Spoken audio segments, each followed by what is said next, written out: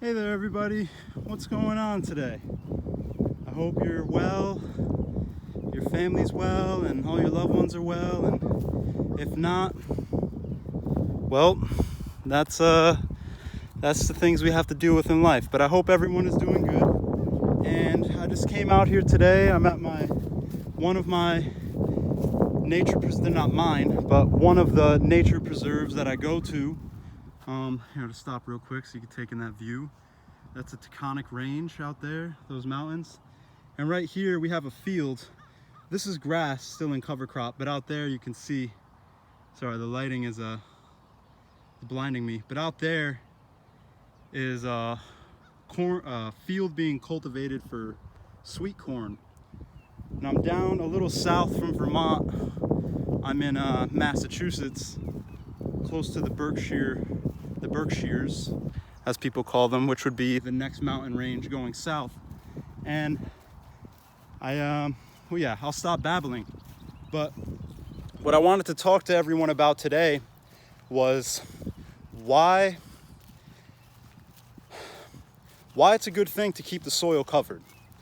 That's my motto for my organization, JsGrassFedGarden. And I just wanted to get the point across of why monocrop cultivation is a terrible thing for humanity as we know it.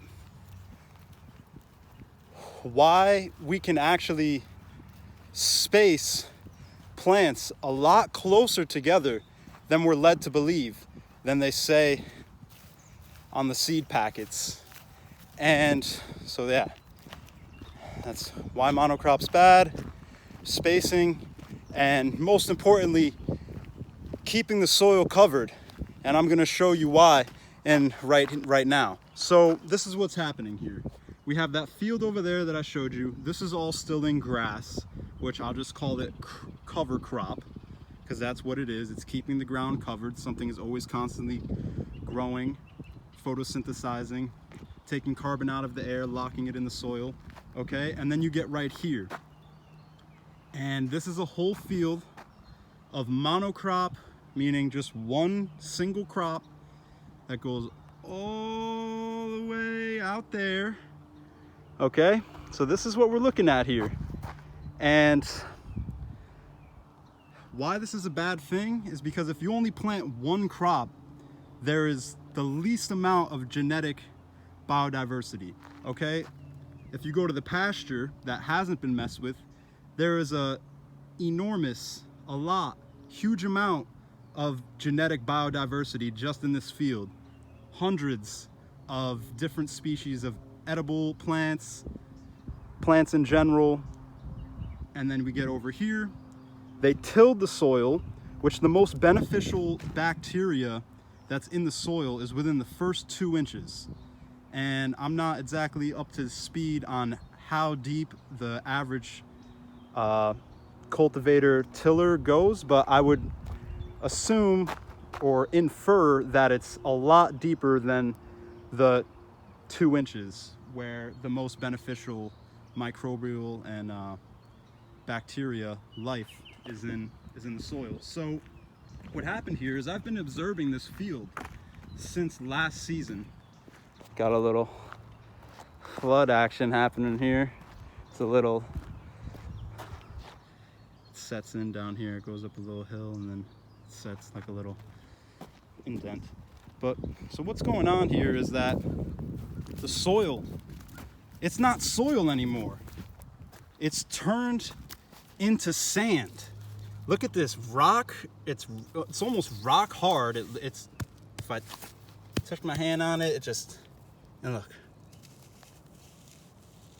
dust turns into dust. And the soil, which is, you know, right there, if you go a little bit deeper, you can see that darker color of what the soil is. But on top, it's literally losing its structure. It's not even soil anymore. It's becoming sand. And that is from direct sunlight exposure and tilling and only cultivating one crop. So look how far apart these two rows of corn are, right? The only reason they're that far apart from each other is because they used a tractor to do all this. So I think something good to talk about is once you scale up to the point of beyond hand power or hand tool power, you now became dependent upon the fossil fuel line and the tractor itself, which degrades the land further. So what are some positives that could fix this barren wasteland, I will call it, at least that's what it's becoming, because if they keep on tilling the soil year after year, planting one crop, leaving the soil fully exposed, then this will not be able to support the microbial activity within the soil will not be able to support the growing of food crops on this land any longer if it continues on like this. So, how to heal this? Don't cultivate it next year. Plant it into a cover crop seed and just let the cover crop seed grow for one entire season. Now, on a scale this big, I guess you, figuratively speaking, you would have to till the cover crop back in, but all of the biomass from the roots and just this being covered, retaining moisture for one whole season would do it wonders. And then in which you could come back after 1 year of keeping it in cover crop and plant it to a more biodiverse plethora of crops, which would increase the soil fertility by having that biodiversity. In return, would move it away from being a barren wasteland, and we would stop deteriorating the soils. And I can't even call this soil because I've touched it in my hand and it's literally sand. And I saw it at the end of last season, and it's even worse now. So from my observations, it's just going to keep getting worse and worse and worse unless these practices can be changed. And the practices that you're seeing right here, I believe this may be organic. There's definitely not spraying pesticides. At least I haven't seen them actively spraying pesticides, herbicides, fungicides on this land. And I feel like you'd be able to smell it. So I get the vibe that this is not sprayed with anything, at least. And that's the only plus about this entire field right now. But if you go out west, drive the Route 80 west, I-80, and literally Ohio, and maybe you don't know because maybe you haven't drove it, but from Ohio, Illinois, or Indiana, Illinois, Nebraska, Iowa, genetically modified corn and soybeans being sprayed with glyphosate or glyphosate? Glyphosate? Yeah, glyphosate. One of the 4 most dangerous chemicals to the brain. And it's currently contaminating the grand majority of all of our food and our air.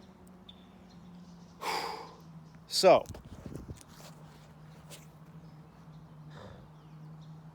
that's my spiel. That's my spiel for today. And maybe you could understand why I'm so hyped about this. Because if you put all the pieces together like I have been, everything that I've just explained, you could see how this is not sustainable.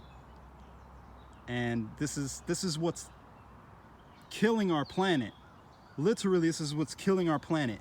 Even if they sprayed this field with pesticides and only grew one crop, at the end of the season, when they harvested everything, if they just planted it into a cover crop such as winter rye, vetch, winter wheat, Austrian winter pea, anything, and any legume is nitrogen fixing, and you can mix that. There's way more people that are educated, deeply more educated on this than me. I am just a newbie. I'm just a beginner, but I have the basic logistics and understanding of what small steps can be taken to improve the quality of our land for the future generations.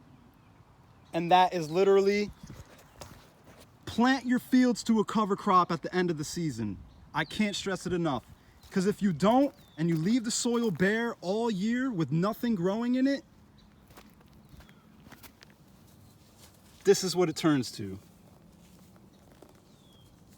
There's no life in this soil. There's literally no life. Let me dig in. What do we see here?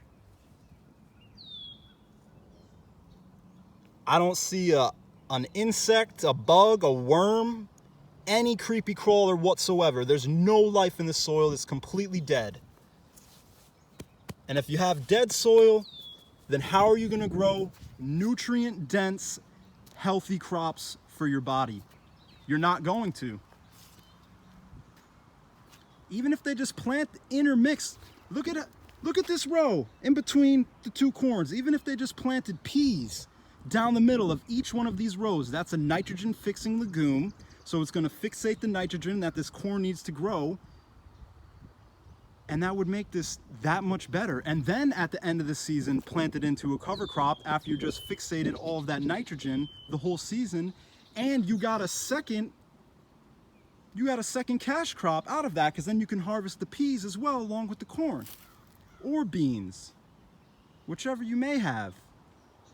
But hey, it's a beautiful late spring day, and I'm looking out at the Taconic Mountain Range here in Mass. One thing I wanted to mention, that this was the Mohicans, the Mohican people's land.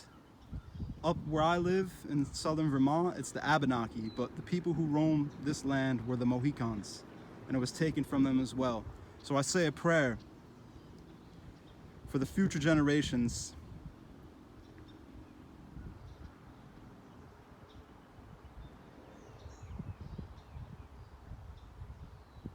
Aho. One love, wholeness. Keep your soil covered. That's what I'm saying. Keep it covered, or it's going to turn to sand, and you're going to degrade your soils to almost beyond the point of no return. Okay? So one love, wholeness. I love you all. And if you got any things you want to share, let me know what you think.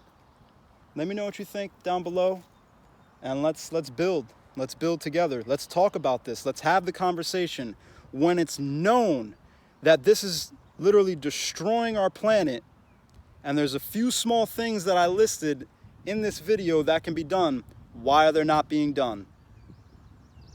Why aren't people taking the actions? And I know there is many people taking the actions, but we need to see it in the grand majority, or else, who knows?